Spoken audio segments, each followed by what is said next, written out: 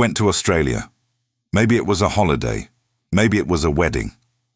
You walked into a cafe in Sydney, ordered a flat white, tapped your card, and when the transaction came through on your phone, you noticed something.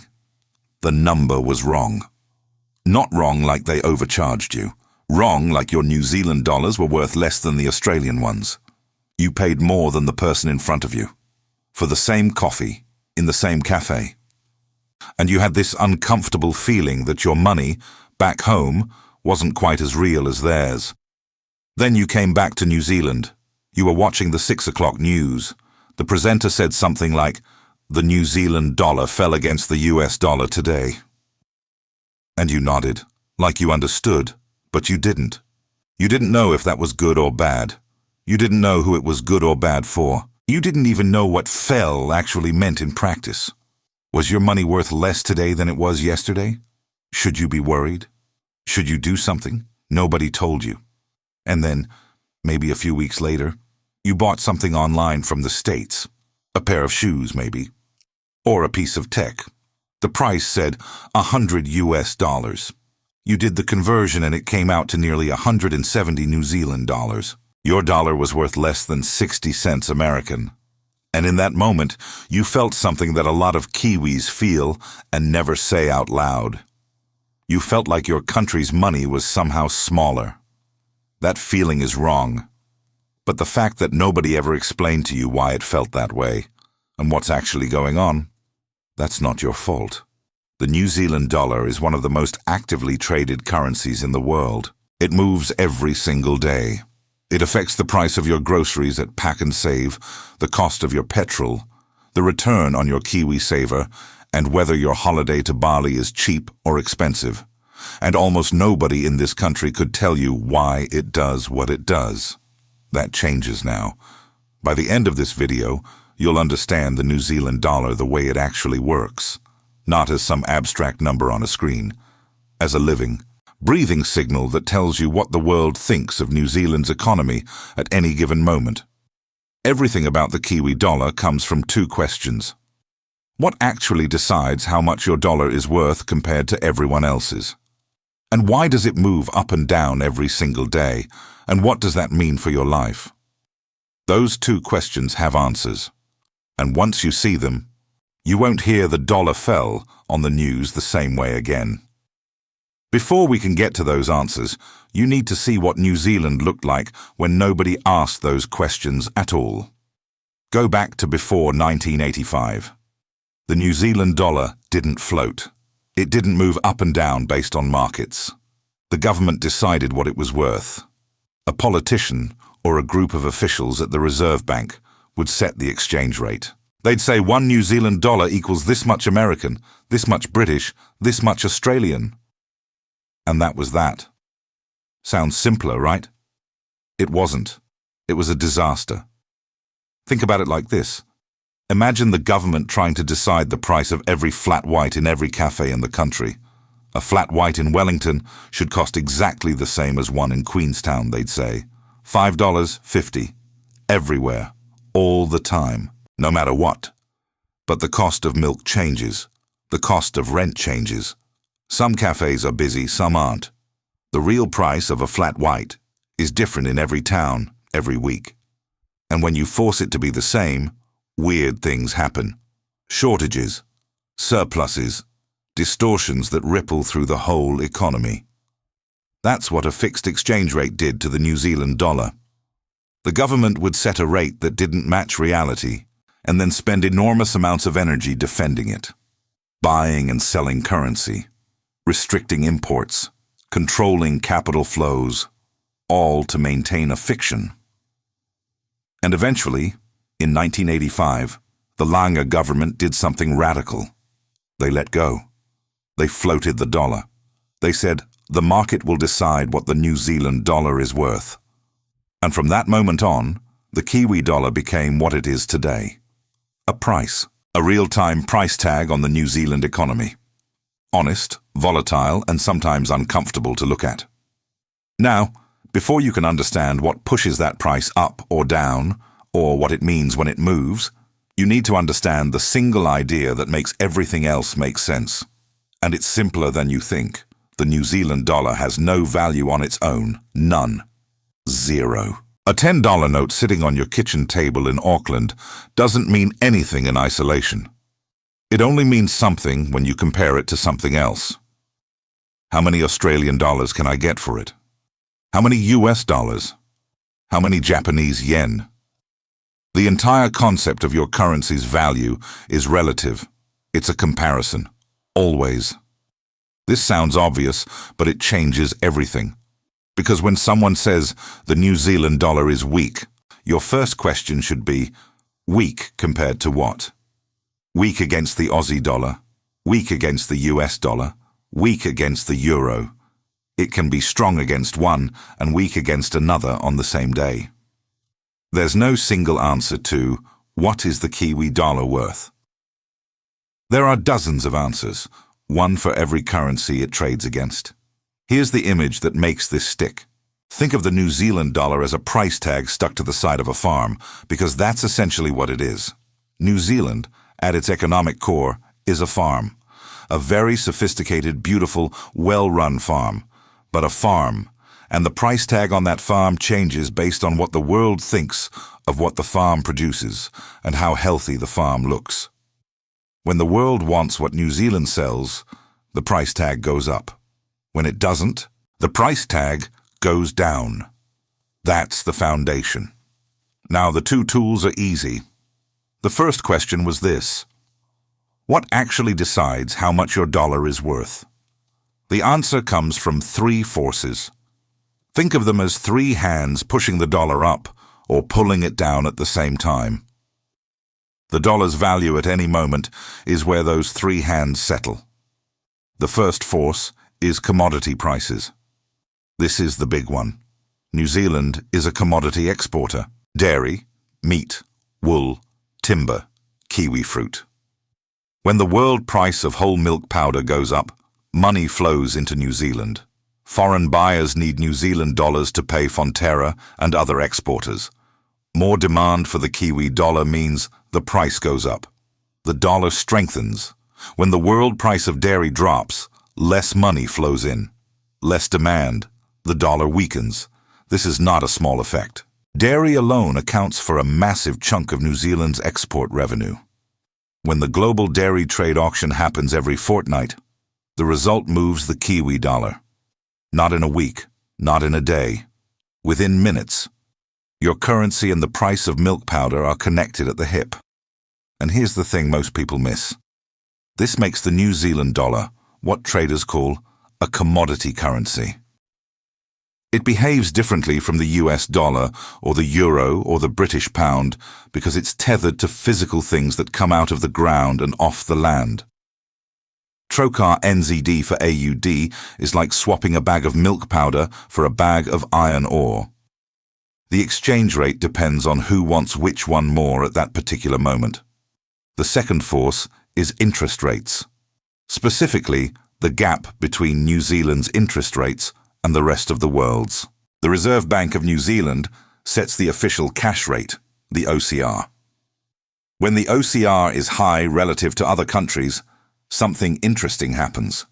International investors look at New Zealand and think, I can earn a better return parking my money there. So they buy New Zealand dollars to invest here. More demand for the dollar. It goes up. When the OCR is low relative to the world, investors pull their money out and put it somewhere with better returns. Less demand. The dollar goes down. This is called the carry trade, and it has an outsized effect on a small currency like the Kiwi dollar. New Zealand is a tiny economy. 5.2 million people. When big international funds move money in or out, it makes waves that would barely register in the US or Europe. The key point is this. The RBNZ doesn't set the OCR to control the exchange rate. That's not its job. Its job is to manage inflation. But the OCR affects the exchange rate anyway, as a side effect. Every OCR decision is also, quietly, a currency decision.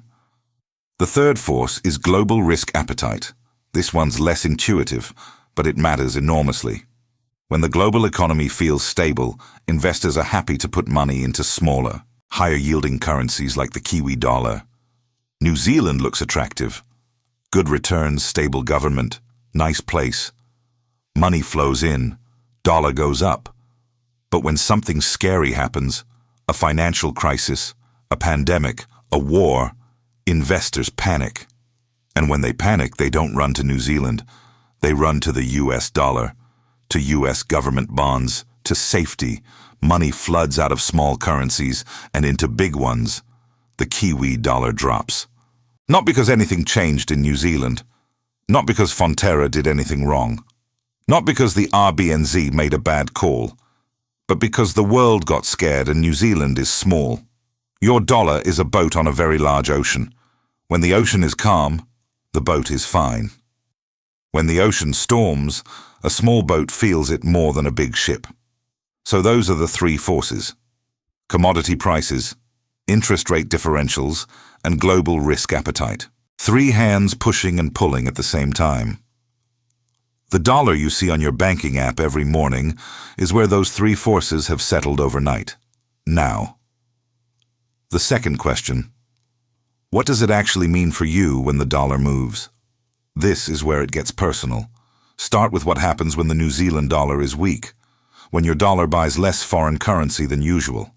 The most obvious effect is imports. New Zealand imports a huge amount of what it consumes: electronics, clothing, cars, fuel, machinery, building materials, all priced in foreign currencies. When the Kiwi dollar drops, those things cost more in New Zealand dollar terms. That petrol at $3.20 a litre. Part of the reason is the exchange rate. That laptop that costs $1,000, it's closer to $1,700 when the Kiwi dollar is weak. The grocery bill at Countdown? A chunk of what's on those shelves was imported or has imported components. A weak dollar is a quiet tax on everything you buy from overseas. You feel it at the pump, at the shops, at the checkout. You just don't see it labeled exchange rate surcharge. But here's what most people get wrong. A weak dollar isn't all bad. In fact, for a big part of the New Zealand economy, it's brilliant. When the Kiwi dollar falls, New Zealand's exports become cheaper for the rest of the world. A Chinese buyer looking at Fonterra's milk powder sees a lower price in yuan. An Australian tourist looking at a Queenstown holiday sees a bargain. An American student considering a year at a New Zealand uni sees lower fees in US dollar terms. A weak Kiwi dollar is a sale sign on the entire country. And since New Zealand's economy runs on exports and tourism, a weaker dollar can actually boost growth, create jobs, and put more money into the regions that depend on dairy, forestry, and international visitors. A weak dollar hurts you at Puck and Save and helps you at your job. Same coin, two sides. Now flip it. When the dollar is strong, imports get cheaper. That overseas online shopping feels like a bargain. Your holiday to Bali or Thailand stretches further. Petrol might ease off slightly, but exports get more expensive for foreign buyers. Fonterra's products look pricier. Fewer tourists come because the exchange rate makes New Zealand expensive. International students look at Australia instead. The economy earns less from the world. A strong dollar is wind at your back when you're buying and wind in your face when you're selling. And New Zealand needs to do both every single day. There's a third consequence that almost nobody talks about: investment. If you use a platform to invest in overseas shares, and heaps of Kiwis do, the exchange rate is a second investment hiding inside your first one. Say you bought a US share fund when the Kiwi dollar was strong, 70 cents to the US dollar. Then the Kiwi dollar weakens to 60 cents. Your US shares haven't moved. But when you convert back to New Zealand dollars, you've made money on the currency movement alone. It works the other way too. If the Kiwi dollar strengthens after you've invested offshore, your returns in New Zealand dollar terms shrink, even if the shares went up. Most people look at their investment return and think that's the whole story. It's not. The exchange rate is a second story running underneath, every single day, whether you notice it or not. Here's the part most people never see. Those two things, The forces that move the dollar and the consequences you feel in your daily life, they look like separate topics. One is about global markets and commodity prices and interest rates. The other is about your grocery bill and your holiday and your Kiwi saver balance. But they're not separate. They're the same thing. The New Zealand dollar and the price of milk are the same story. New Zealand is a farm that happens to be a country. When the world wants dairy, money flows in, the dollar rises, your imports get cheaper. But the farmers who drive the economy earn less per dollar of export. When the world doesn't want dairy, money flows out, the dollar falls, your groceries cost more, but the export economy gets a boost. The force that moves the dollar is the consequence you feel. They're not two chapters of a textbook. They're one mechanism, one machine with an input and an output. And the input and the output are connected in a loop. Once you see this, you can't unsee it. Every time dairy prices move on the global dairy trade auction, you can trace the line all the way from a factory in Waikato to the price of petrol at the station on your corner. It's one system, not two. Now that you see it, let me show you the 3 things most people get wrong about the New Zealand dollar. The first mistake is assuming a weak dollar is always bad news. Heaps of Kiwis hear the dollar fell and think, that's bad. But for exporters, for tourism operators, for anyone whose income comes from selling to the world, a lower dollar is a gift. The economy that pays your salary might actually benefit from the same drop that makes your online shopping more expensive. It depends on which side of the trade you're on. The second mistake is comparing the New Zealand dollar to the US dollar as if they're the same kind of thing. They're not. The US dollar is the global reserve currency. It's the default. When the world panics, money flows into USD. The Kiwi dollar is a commodity currency. Small, liquid, tied to what comes off the land. Comparing them and concluding our dollar is weak is like comparing a fishing boat to an aircraft carrier and concluding the fishing boat is a failure. They're built for different things. The third mistake is thinking the Reserve Bank controls the exchange rate. The RBNZ controls the OCR. The OCR influences the exchange rate, but the RBNZ's mandate is inflation, not the dollar. They don't sit in a room in Wellington deciding the Kiwi should be worth 65 cents US today. The market decides that. The RBNZ can nudge it indirectly, but controlling it is not their job and not their goal. Let me show you exactly how this knowledge is useful right now. You're booking a holiday to Southeast Asia. The Kiwi dollar is strong at the moment. That means your money stretches further overseas. This is a good time to convert some currency. Not because you can predict where the dollar goes next, but because you understand that what you see today might not be what you get in 6 months. The dollar is always moving. You're investing through a New Zealand platform in an overseas share fund. You now know that your return has 2 components, the share performance and the currency movement. If you're investing long-term, over decades, these currency movements tend to wash out. But if you're looking at short-term returns and panicking or celebrating, ask yourself, how much of this is the shares and how much is the dollar? Because the answer might surprise you.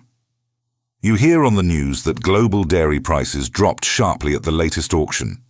Now you know what comes next. Less demand for Kiwi dollars. The exchange rate will likely soften. Imports might get a touch more expensive in the coming weeks, but the RBNZ might not intervene because a weaker dollar actually helps the export economy rebalance. You understand the mechanism now. You're not guessing. You're reading the system. You're thinking about moving to Australia for better pay. Part of the reason Aussie salaries look higher is the exchange rate. The Australian dollar is usually worth more than the Kiwi dollar. But worth more doesn't mean better. Your costs in Australia are in Australian dollars too. The real comparison isn't the exchange rate, it's purchasing power. What you earn versus what you spend in the same currency, in the same country. The exchange rate is one piece, not the whole puzzle. Here's what you now know. The New Zealand dollar is a price tag on the New Zealand economy. Its value is never absolute, only relative, only in comparison to other currencies. Three forces push it up and down: commodity prices, especially dairy, the gap between New Zealand's interest rates and the world's, and how much risk the global market feels, like taking on any given day. When the dollar moves, you feel it in two directions at once. Imports get cheaper or dearer, and exports get more or less competitive. And those two directions aren't separate stories. They're the same story. The three most practically useful ideas are these. First, a moving dollar isn't good or bad. It's a trade-off, and which side benefits depends on whether you're buying from the world or selling to it. Second, the Kiwi dollar is a commodity currency, not a reserve currency. An understanding that difference stops you from feeling like New Zealand's money is somehow lesser. Third, and this is the one that matters most, the forces that move your dollar and the consequences you feel at the checkout are the same mechanism. New Zealand is a farm that happens to be a country. When you understand the farm, you understand the dollar. Next time you hear on the One News that the Kiwi dollar rose or fell, you're not going to nod and pretend you understand. You're actually going to understand. And you'll know exactly what it means for your groceries, your holiday, your investments, and the economy that pays your wages. This is general education, not personalized financial advice. If you need advice for your situation, talk to a licensed financial advisor.